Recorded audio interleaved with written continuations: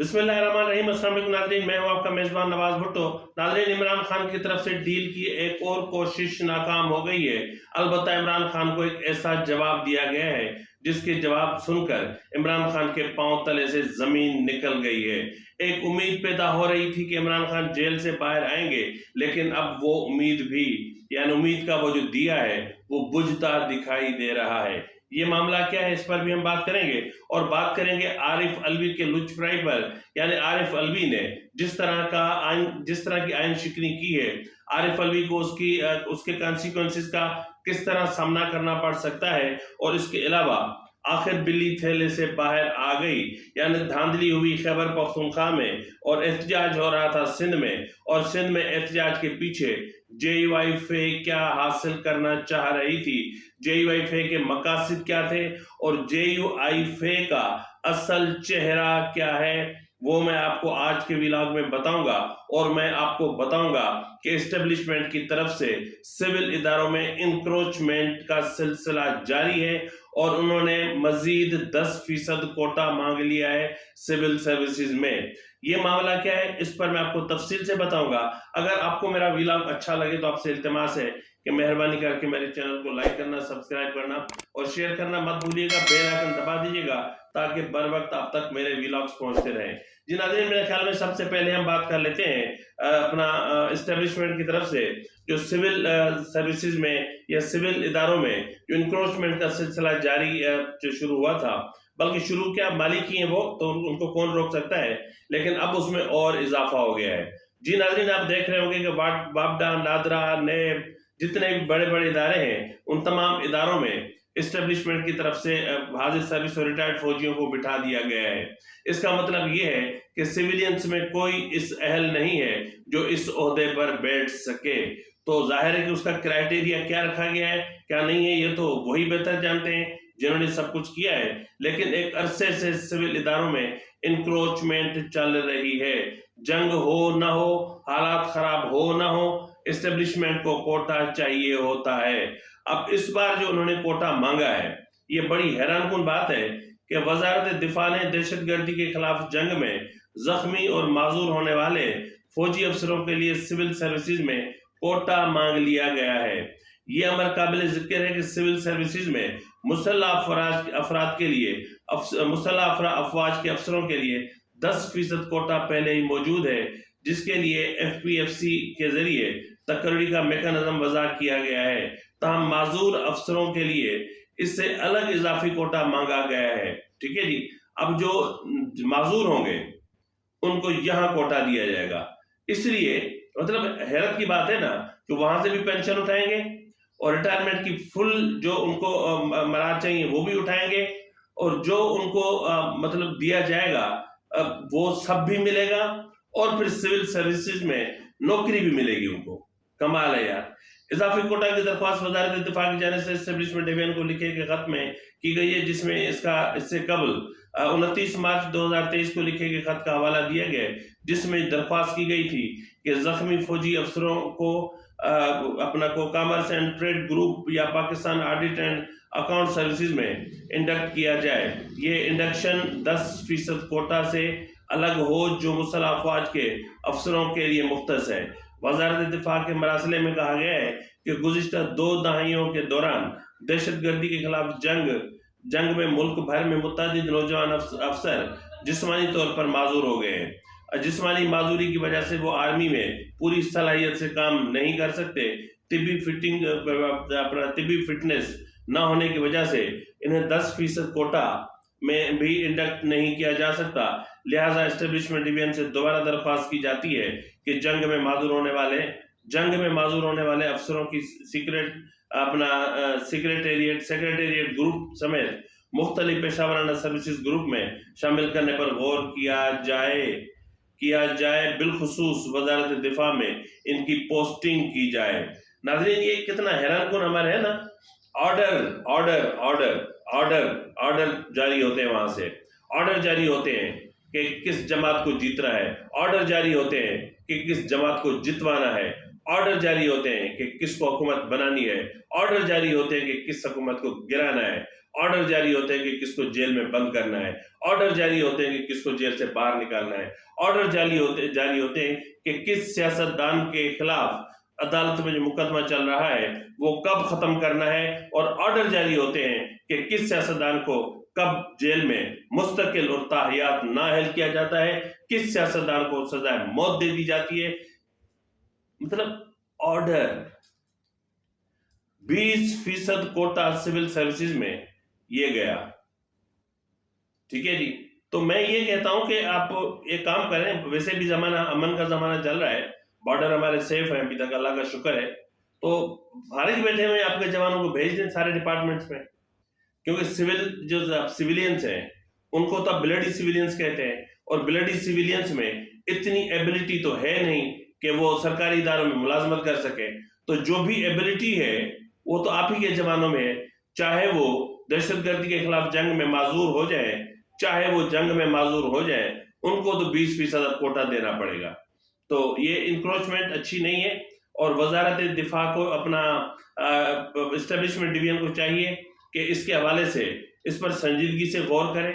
अगर इस तरह होता रहा तो सिविलियंस का जो मुलाजमतों में को जो एक है स्पेस है वो भी इंक्रोच हो जाएगा। पहले भी बहुत सारा स्पेस इंक्रोच हो चुका है। अब नाज़रीन हम बात करते हैं इमरान खान की बाद में बात करता हूं, बताता हूं आपको। सबसे पहले मैं बात करते हैं हम JUI फे की। नाज़रीन JUI फे, हैरानकुन बात है कि धांधली हुई खैबर पख्तूनख्वा में। पिछले इंतखाबात में 16 नशिस्तें, इन इंतखाबात में 14 नशिस्तें सुबह पंजाब नेशनल असेंबली की। यकीनन 7 नशिस्तें, 16 नशिस्तों से 7 नशिस्तों पे आने पर मौलाना साहब को गुस्सा तो है। अब वो गुस्सा उनको खैबर पख्तूनख्वा में निकालना चाहिए था, लेकिन वो डंडे उठा के पहुंच गए सिंध। कभी सिंध पंजाब बॉर्डर बंद कर देते हैं, कभी कराची के टोल प्लाजा पे आकर बैठ जाते हैं, कभी शाहराह फैसल बंद कर देते हैं। आखिर ये है क्या? ये सोचने की बात है। मैंने पिछले व्लॉग में आपको क्लियर कट कहा था कि मौलाना फजलुर रहमान इक्तदार से, हुकूमत से दूर नहीं रह सकते। मैंने कहा था कि जैसे मछली पानी के बगैर नहीं रह सकती, इस तरह मौलाना फजलुर रहमान साहब इक्तदार के बगैर नहीं रह सकते। उनको उनकी मर्जी की वजारतें चाहिए। ये है सारा खेल। अब चाहिए कहां? पंजाब तो PMLN के पास है, पंजाब में तो इनको मिलने से रही। खैबर पख्तूनख्वा चला गया PTI के पास, अब वहां भी इनको कुछ नहीं मिलने वाला। सिंध में इनके पास टोटल पाकिस्तान पीपुल्स पार्टी है, तो सिंध में इनको कुछ मिलने से रहा। अब 11 नशिस्तें सूबाई असेंबली की इनके पास है बलोचिस्तान में। अब जो खेल खेल रहा है मौलाना साहब खेल रहे हैं वो है बलोचिस्तान में। मौलाना फजलुर रहमान को बलोचिस्तान में कम से कम 3 से 4 वजारतें चाहिए, उनको हुकूमत में हिस्सा चाहिए। हुकूमत साजी के लिए उन्होंने पहले मुस्लिम लीग नून से रब्ता किया था, आपको याद है ना? हाफिज हमदुल्ला साहब थे या फिर हाफिज हुसैन अहमद साहब थे, उन्होंने इसाक डार से रब्ता किया था। तो इसाक डार ने उनसे कहा था कि अपना हुसैन अहमद साहब आपने कुछ देर कर दी है, हमने पाकिस्तान पीपल्स पार्टी के साथ मामला सेट कर लिए हैं। तो जिस पर हाफिज हुसैन अहमद का रद्द अमल आया था, आपने देर नहीं की, देर हमने की है आपको पहचानने में। क्योंकि मौलाना फजल, मैं आपको बता चुका हूं कि मौलाना फजल रहमान के साथ सदारत का वादा किया गया था। मौलाना फजल रहमान को ईवान सदर जाना है, तो अब वो वहां नहीं जा सके। वफाक में भी हिस्सा नहीं मिल रहा, क्योंकि वहां अगर MQM भी निकल जाए, हाँ ये मैं आपको बात बताना भूल गया कि MQM को वजारतें वो चाहिए जहां से सिर्फ लूट मार का पैसा ही पैसा है। वो वजारतें MQM हासिल करना चाह रही है और गवर्नरशिप हासिल करना चाह रही है, जिसके लिए PMLN पर भरपूर दबाव है। PMLN ने यह दबाव पीपुल्स पार्टी पर भी डालने की कोशिश की कि आप इनको कुछ सिंध असेंबली में हिस्सा दे, सिंध में हिस्सा दे दें। पीपुल्स पार्टी ने दे दिया सीधा जवाब कि जी माजरत, हम इनको सिंध का हुकूमत में का हिस्सा नहीं बना सकते और गवर्नरशिप भी आप इनको नहीं देंगे। आप अपना बंदा लगाएं, जो भी लगाएं, इनको नहीं देनी है। तो उसके बाद अब वजारतें पहले 3, फिर 4, फिर 6, 5, अब 6 वजारतें इनको चाहिए, क्योंकि जो लॉन्ड्री से PSP की लॉन्ड्री से ड्राई क्लीन होकर आए उनको भी तो हिस्सा चाहिए होगा ना। जिन्होंने अल्ताफ हुसैन को गालम गलोच की, उनको भी हिस्सा चाहिए। जिन्होंने अल्ताफ हुसैन को इंटरनेशनल डॉन और आलमी दहशतगर्द करार दिलवाया, उसमें हिस्सा डाला, उसमें एस्टेब्लिशमेंट के बराबर में खड़े हुए थे, उनको भी तो हिस्सा चाहिए ना। जब अल्ताफ हुसैन के हुक्म पर कत्ल हो रहे थे, जब अल्ताफ हुसैन के हुक्म पर बोरीबंद लाशें मिल रही थी, जब अल्ताफ हुसैन के हुक्म पर टारगेट किलिंग हो रही थी, जब अल्ताफ हुसैन के हुक्म पर भत्ताखोरी हो रही थी, जब अल्ताफ हुसैन के हुक्म पर बम धमाके हुआ करते थे, जब अल्ताफ हुसैन के हुक्म पर यहाँ दिन को रात और रात को दिन कहा जाता था, जब अल्ताफ हुसैन के हुक्म पर पहिया जाम हो जाता था, तब ये कहां थे? तब इनका जमीर क्यों नहीं बोलता था? तब बेजमीर थे। आज इनका जमीर जाग गया है। जब सिंधियों को चुन चुन के कत्ल किया गया, उस वक्त इनका जमीर कहां था?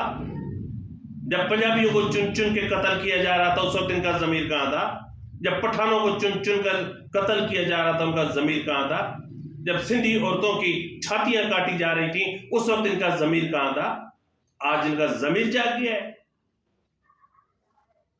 बहरहाल एमक्यू को हिस्सा चाहिए, और जेयूएफए जो कुछ कर रही है उसका मतलब यह है कि पाकिस्तान पीपुल्स पार्टी पर दबाव बढ़ा रही है। आसिफ जरदारी पर मौलाना फजल रहमान भरपूर दबाव डालने की कोशिश कर रहे हैं कि हमें बलोचिस्तान में हिस्सा चाहिए, हमें बलोचिस्तान की हुकूमत में शामिल किया जाए, हमसे बात की जाए, हमें 4 वजारतें दी जाए। तो ये जो सारा खेल चल रहा है, ये 4 वजारतों का है। मौलाना साहब को 4 वजारतें बलोचिस्तान में चाहिए। यहां इन होंगे तो फिर यकीनन वफाक में भी रास्ता बनेगा।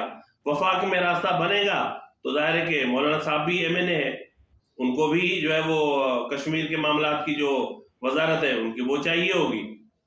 तो समझा करें ना आप। तो उसका दबाव आसिफ जरदारी पर डाला जा रहा है सिंध में। तो अब नाज़रीन हम आते हैं अपना ईवान सदर पे। ईवान सदर नहीं है, सदर चले गए थे कल, वापस आ गए पता नहीं, लेकिन उन्होंने असेंबली बुलाने की समरी पर साफ इनकार कर दिया है। हर कोई कह रहा है आर्टिकल 91 का 2 कह रहा है, वो आपकी स्क्रीन पर है, और उसमें यह है कि अगर सदर 19 दिन से पहले इजलास बुलाना चाहें तो बुला सकते हैं, नहीं तो 19वें दिन हर सूरत इजलास होगा। तो इजलास तो होगा, लेकिन सदर ने क्या किया? सदर ने आज क्या किया, कल क्या किया, परसों का किया? अब ये तय इस्टेब्लिशमेंट ने करना है कि जिसको उठा के इन्होंने वहां बिठाया, आज वही सबके लिए दर्द सर बना हुआ है। वो असेंबलियां तहलील कर देता है, वो पीटीआई का वर्कर बन के जो है वो शुरू हो जाता है इमरान खान की सनाखानी करने में। वो सदर जो वफाक की अलामत समझा जाता है, ईवान सदर जो वफाक की जो अलामत समझा जाता है, वहीं पे साजिशें होती हैं, वहीं पे पीटीआई के लोगों को बुलवाकर मीटिंग्स की जाती हैं, वहीं पर आर्मी चीफ को बुलवाकर इमरान खान के साथ मिलवाया जाता है। ये सारी चीजें इनको अगर कहा जाए कि अजीब जो इलेक्टेड वजीर आजम शहबाज शरीफ हैं उनसे उनकी काबीना से हलफ लें, तो वो अवेलेबल नहीं होते। ठीक है ना, ये अवेलेबल ही नहीं होते। तो मतलब कितनी आइन से इनहराफ हो चुका, कितना हो चुका, सदर के मनसब का एक जो है वो एक हो चुका। तो आखिर कब तक? चीफ ऑफ आर्मी स्टाफ का तकर्रुर के मामले पर इन्होंने इस तरह किया था। कौन सी चीज है जो सब कुछ भूल गए? कोई नहीं भूला। ईवान सदर को इन्होंने जाती उताक समझ रखा था, बाप की जागीर समझ रखा था। ईवान सदर के जरिए सब कुछ होता रहा। गवर्नर हाउस में कराची के सिंध के गवर्नर हाउस में आरिफ अली साहब का जो फर्जंद है वो अपनी बिजनेस जो मीटिंग्स और जो एमओयूज होते हैं वो यहाँ साइन करता है। अरबों रुपए की करप्शन इनके बेटे साहब करते हैं, कोई कुछ नहीं कहता। तो बहरहाल आरिफ अली साहब वेलकम, आप आ जाएं, बिस्मिल्लाह। आपके आने के बाद ही जो है वो जाहिर है कि जेल तो आपने जाना ही है, लेकिन यहाँ पर मैं आपको ये बताता चलूं कि आरिफ अलवी का जिद है कि पार्लियामान को मुकम्मल करो। कहां से मुकम्मल करो भाई? पार्लियामान तो मुकम्मल है। बाकी रहा सवाल मखसूस सीटों का, तो आपको किन की मखसूस सीटों का इंतजार है? अपना पीटीआई का। अब पीटीआई तो रही नहीं है, वो तो हो गए सुन्नी इत्तेहाद कौंसिल के, और सुन्नी इत्तेहाद कौंसिल के जो बने हैं वो सुन्नी इत्तेहाद कौंसिल पार्लियामानी जमात ही नहीं है, क्योंकि पार्लियामान में सुन्नी इत्तेहाद कौंसिल की एक भी निशस्त नहीं है। जो सुन्नी इत्तेहाद कौंसिल के खुद रहनुमा है साहबजादा हामिद रजा, वो खुद अपनी पार्टी का इंतखाबी निशान छोड़कर आजाद निश्चित से जीत कर आए हैं और कौमी असेंबली में इनकी तो एक भी निश्चित से नहीं है। जब एक निश्चित भी नहीं है तो इन्होंने रिजर्व सीट्स का जो होता है प्रोसीजर होता है वो ही फॉलो नहीं किया। अब सवाल ये है, आपको तो रिजर्व सीट्स की पड़ी हुई है, क्या पहले ये बताओ कि ये पार्लिमानी जमात है भी कि नहीं।